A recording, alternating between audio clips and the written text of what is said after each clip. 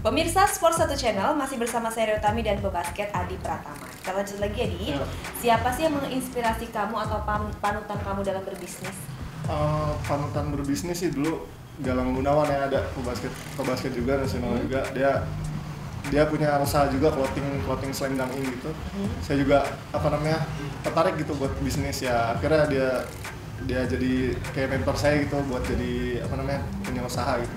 Ya akhirnya kebukti gitu dia bagus juga gitu. Kenapa apa yang bikin kamu terinspirasi dari dia?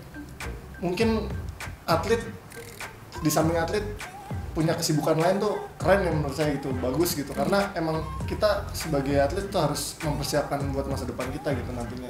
Nah, kalau dari basket sendiri ada nggak hal atau pelajaran apa yang kamu bisa ambil yang kamu masukkan ke bisnis? Disiplin sih, kerja keras, karena basket sama usaha tuh hampir sama ya. Kita harus benar-benar kerja keras juga, usaha juga, gimana caranya kita kalau di atlet branding diri kita juga kan, terus kalau di usaha kita branding usahanya gitu sih yang bisa jadi gambaran buat usaha dan basket. Ya kan ini udah hampir setahun ya kamu ngejalanin, ada nggak cerita menarik sepanjang kamu menjalani bisnis ini? Banyak sih Mbak ya, jadi banyak banget gitu cerita-cerita yang lucu juga. Jadi pernah satu hari seharusnya kan kita SOP-nya tuh di sini setelah cukur terus cuci rambut, terus di hair dryer kan. Ini nggak ada capster baru, dia malah ditaruh di luar biar kering rambutnya. Capsternya baru gitu. Oke, kalau sekarang disuruh milih basket atau bisnis, kenapa? Saya milih basket karena awal karir saya kan di basket tuh udah banyak berjasa lah buat kehidupan saya gitu. Benar-benar basket tuh merubah hidup saya gitu dari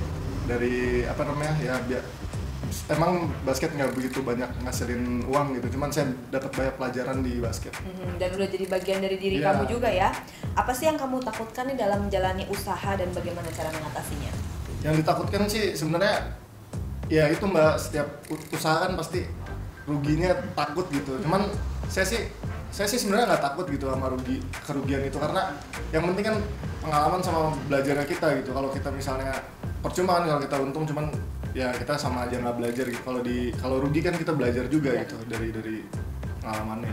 Oke, nah untuk tips dari seorang Adi gimana nih buat sporters dalam bisnis? Kalau bisnis harus sabar ya. Bisnis tuh kalau misalnya kita punya suatu kendala apa masalah gitu, apalagi bisnis kayak gini kan pasti rawan banget gitu, kita dibohongin orang terus. Makanya kita harus sabar, terus benar-benar ngecek terus nih. Kalau bisa ngecek, kalau ada waktu kosong kita cek, ada waktu kosong kita cek. Makanya itu sih pentingnya komunikasi sama capster di situ.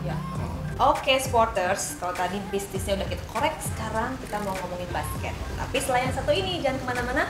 Sebelumnya saya akan hadirkan liputan yang unik dan menarik khas Sport 1 Channel. Ini dia.